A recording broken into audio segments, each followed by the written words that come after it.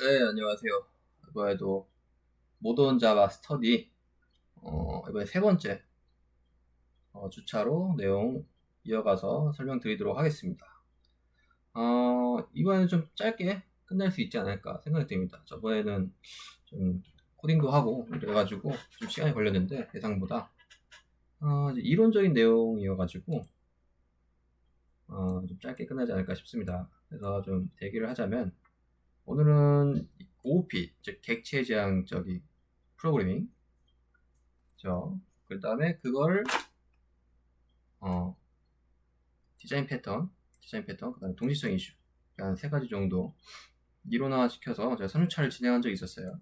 내용을 어느 정도 간단하게 좀 설명드리면, 오케이. 이게 있어요. 그러니까 이 OOP라는 거는 이제 객체지향 이미고, 그 다음에 디자인 패턴이 있는데,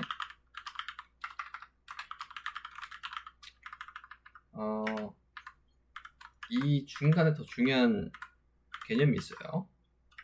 일단 OP는 어떤 객체를 중심으로 우리가 보는 자바로 보면 이제 클래스를 위주로 해가지고 프로그램을 짠다는 거죠.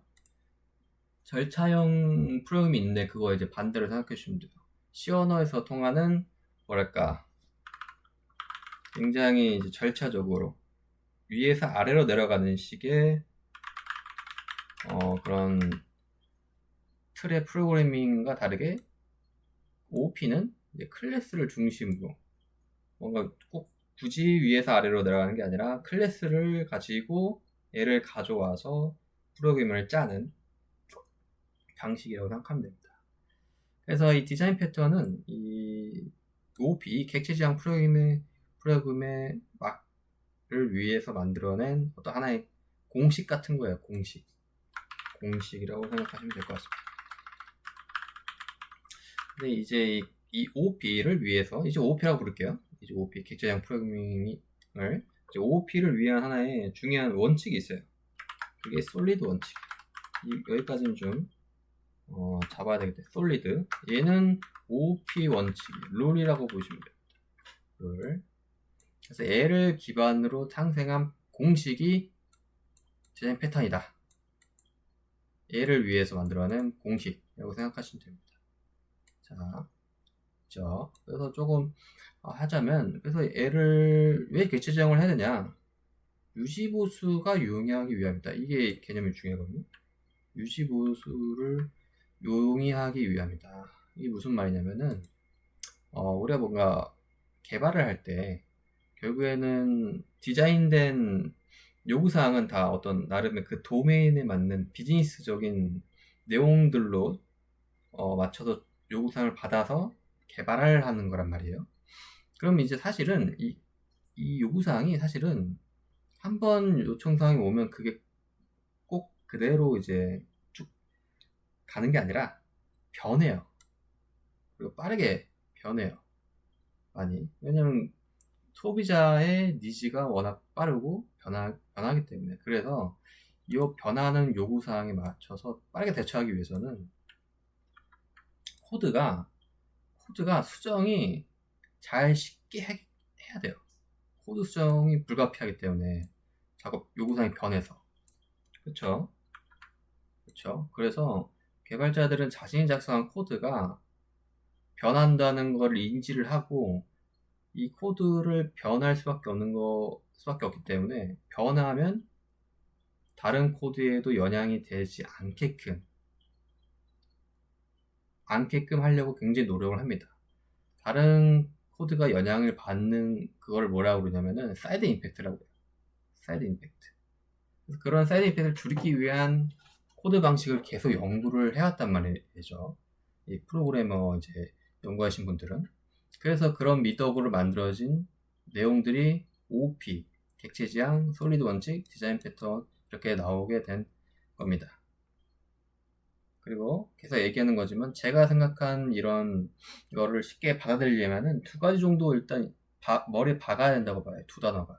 이게 바로 격리성, 추상화입니다. 격리성, 추상화. 중요한 단어로 인식해 주시면 초보자가 이런 OOP라든지 솔리드 원칙이라든지 디자인 패턴을 이해하는데 도움이 많이 될 거라고 생각이 들어요. 자, 다시 말하겠습니다. 격리성, 추상화 이 두 개 이건 다시 나올 거예요. 자, 그래서 제가 이제 요거를 제가 공부했을 때 처음에 공부했을 때 정말 어려웠거든요. 그래서 제가 초보자 입장에서 이걸 공부할 때 좀 나름 괜찮게 생각하는 공부 패턴이 있어요. 일단은 이제 자바를 통해 가지고 이제 클래스 중심으로 이제 프로그래밍을 한번 해보고, 예를 들면 뭐 그런 거 있잖아요. 뭐 학점 뭐 프로그램 뭐 이런 것들 이렇게 하면서 나름대로 이제 자바에 쓰이는 문법을 좀 익히면서 자바에 쓰이는 문법이 거의 이런 그런 뭐랄까 이 솔리드 원칙에 맞게끔 하는 것들이 은연중에 많이 이제 만들어졌거든요. 그래서 이걸 자바 문법을 잘 익히면은 상당히 이제 솔리드 원칙 기반에서 한 게 이제 몸에 익힌 거고, 그래서 얘를 만들어서 이제 디자인 패턴으로 바로 넘어가는 게 아니라 일단 스프링으로 먼저 가는 거예요. 스프링이 이제 자바에서 쓰이는 이제 프레임워크인데, 이 프로그램이라 해요. 이것도 프로그램. 이 프로그램이 사실 자바에서 쓰이는 어떤 솔리드 원칙에 기반한 디자인 패턴으로 공식화해서 만든 프로그램이에요. 이 스프링 자체가. 그래서 스프링에서 쓰이는 디자인 패턴을 먼저 공부하시고, 스프링에 쓰이는 디자인 패턴을 먼저 공부하시고, 그러면서 이제 본인의 이 디자인 이 스프링 프레임워크에 기반하여 만들어진 프로그램 내에서 배우신 디자인 패턴을 적용해 보는 거죠. 그게 이제 리페터링으로 가시면 되는 거예요. 이런 흐름으로 익히시면 됩니다. 근데 사실 이게 다 초보자뿐만 아니라 현업에서도 이런 방식으로 익히는 거거든요. 제가 배웠을 당시에는. 그래서 다시 좀 보면은 노션 정리한 거 보면은 스프레인에 쓰이는 디자인 패턴부터 이제 시작하시는 걸 추천드립니다. 일단은 개략적으로 보면은 싱글톤이라든지 프록시라든지 정말 많이 쓰이는 거죠. 싱글톤과 프록시, 아니면 퍼사드 뭐 이런 것도 있고, 정말 많이 쓰이죠. 팩토리 메서드 이런 방식이 있어요. 팩토리 메서드. 그리고 뭐 빌더 패턴 정말 많이 사용하고, 정적 패턴 메서드 뭐 이런 것들이 많이 쓰이죠. 정말 많이 씁니다. 현업에서. 뭐 전략 패턴이 있고, 뭐 템플 메서드 이 정도를 가지고 이제 스프링에선 많이 쓰이게 되는 거죠. 이런 걸 좀 먼저 익히시고, 스프링도 겸사겸사 같이 공부하시는 걸 추천드려요. 사실은 우선적으로는 스프링 공부할 게 진짜 많거든요. 그래서 이걸 디자인 패턴으로 바로 넘어가기에는 스프링 공부가 먼저 우선이기 때문에 이런 방식을 추천드리는 거예요. 스프링 공부가 진짜 공부할 게 많아요. 스프링 공부를 하면서 겸사겸사 디자인 패턴까지 익히시면 되는 겁니다. 네, 그런 방식을 추천드리고요. 관련해가지고 또 만약에 디자인 패턴보다는 이제 솔리드 원칙이 중요하기 때문에, 이 솔리드 원칙이 뭐지? 이걸 이제 자바 프로그래밍적으로 이해할 수 있게 제가 예시를 남길 게 있거든요. 오더 DC라고. 이런 것들을 한번 보시면 좋을 것 같습니다. 가장 쉬운 예제로 돼 있어가지고 바로 좀 한 2-3시간 정도만 좀 보시고 해보면은 바로 이해가 되실 거예요. 솔리드 원칙에 기반한 예시입니다.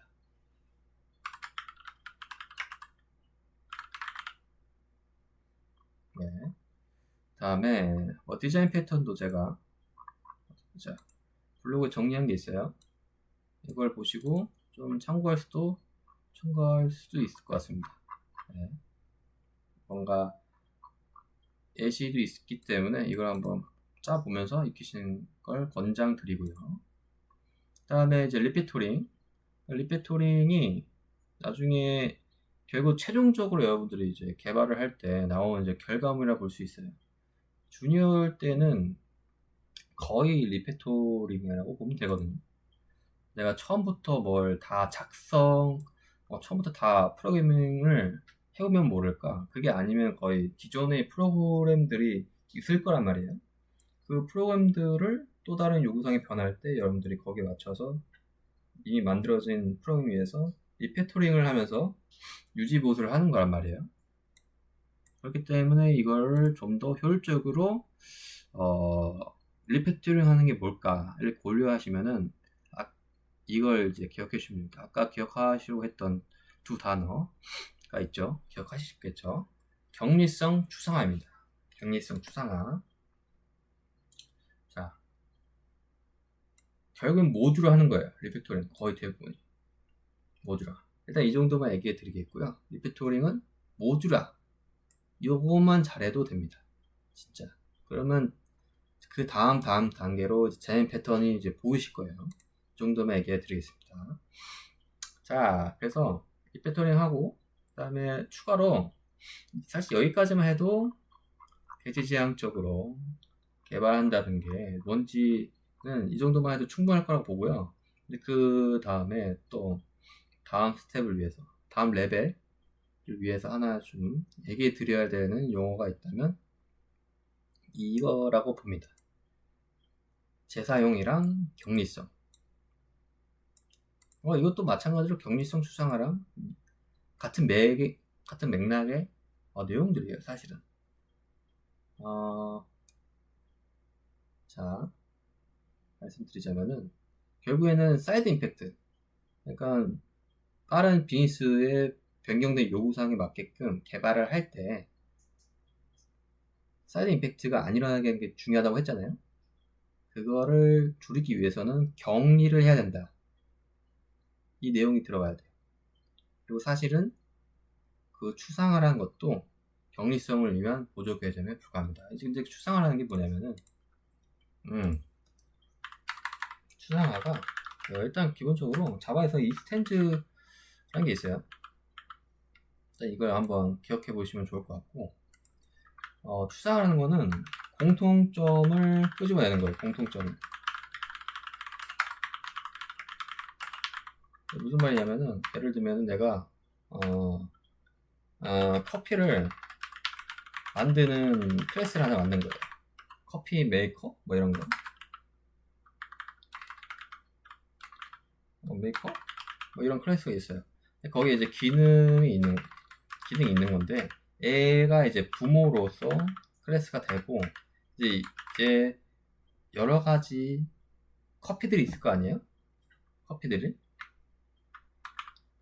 여러 가지 커피들이 있을 텐데 그거를 이제 구체화하는 거죠. 자식 클래스로. 아니면 뭐 자식 클래스일 필요도 없고 메서드를 가지고 뭐 자식 클래스로 생각할 수 있겠네요. 뭐 카푸치노라든지 아메리카노라든지 뭐 이렇게 해가지고 이 커피 메이커라는 클래스를 이스텐즈해서 자식 클래스가 상속을 하는 거죠. 그쵸? 그러면서 이제 구체화 나가는 거예요. 그쵸? 근데 일단 기본적으로 리페토링 할 때는 대부분이 구체화 돼 있을 거고, 이것들을 어떻게 추상화 공통점 끄집어내서 어떤 부모 클래스를 만들어낼까, 이런 것들을 좀 많이 생각해 봐야 되는 거죠. 그렇고요. 그렇게 하면은 내가 일단 기본적으로 자식 클래스에서 기능이 바뀌었어. 그럼 계속 자식 클래스만 바뀌어 놓으면 이제 사이드 이펙트가 굉장히 올라간단 말이에요. 일단 구체적인 것에 자꾸 변경을 해 놓으면은 사이드 임팩트가 계속 생겨요. 그래서 그걸 끄집어내서 부모 클래스로 추상화 시켜서 거기서 이제 정리를 해 놓으면 깔끔하게 코드가 공통화되면서 그것만 바꾸게 만들 수 있거든요. 그럼 굉장히 유지보수하게 좋아지고 사이드 이펙트가 줄어듭니다. 그런 걸 좀 생각하시면 좋을 거고, 그러면서 이제 결국에는 이제 이런 것들을 이제 재사용하는 거죠. 결국에는 내가 부모 클래스에 있는 기능만 계속 재사용해서 활용해가지고 구체화된 자식 클래스가 활용할 수 있게끔 이런 내용으로 재사용 하는 게 있고, 그리고 또 다른 재사용 활용 예시로는 풀이 있어요. 풀. 이 뭐냐면은 예를 들면은 그 웹 어플리케이션을 다룰 때 우리가 보통 이제 스레드 풀이라는 게 있거든요. 웹에서 필요한 요청된 리퀘스트 객체들을 미리 담는 스레드를 미리 만들어놔요. 그래서 와스의 커넥션 풀이라는 게 있거든요. 그거를 미리 만들어서 미리 생성해서 할당하는 게 아니라 그때 딱 요청할 때 만들어서 하는 게 아니라 미리 만들어내서 할당을 해줍니다. 그래야 그게 풀이에요. 풀. 그래야 좀 리소스 낭비가 줄어들기 때문에 이런 것들 많이 활용을 해요. 이제 스프링에서는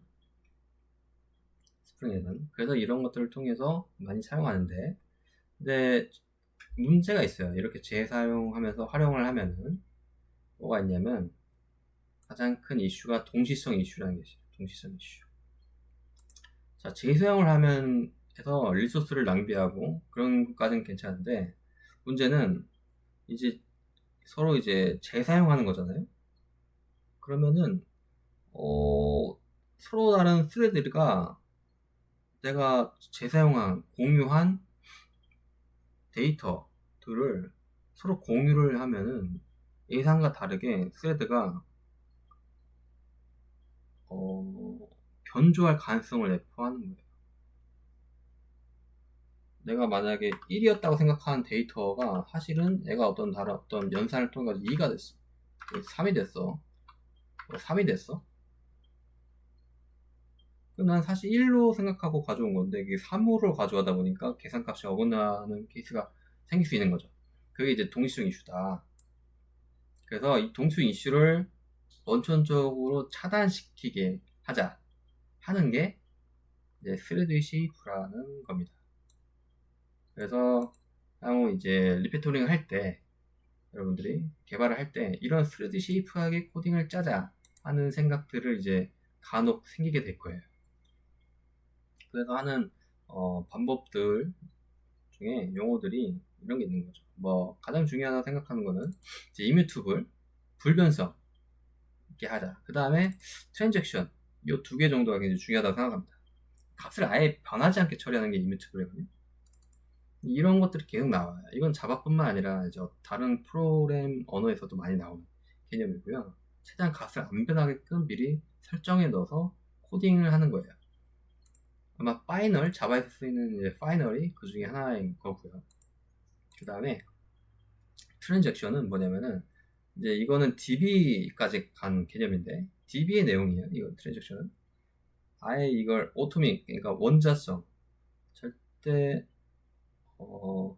한번 이제 처리를 한 거는 그대로 되는 거고, 아니면 그냥 롤백 되는 그런 논리적 단위가 트랜잭션이거든요. 원자성이 있는 거예요. 즉 변치 않게끔 하는 작업. 그래서 굉장히 이뮤트블 할 수도 있는 거죠. 이 작업 단위를 잘 해놓으면. 그런 게 있고, 그 다음에 펑셔널 프로그래밍, 함수형 프로그래밍도 사실은 이런 뭔가 스레드 쉐이프하게 코딩에 맞게 도입된 내용이라고 보시면 돼요.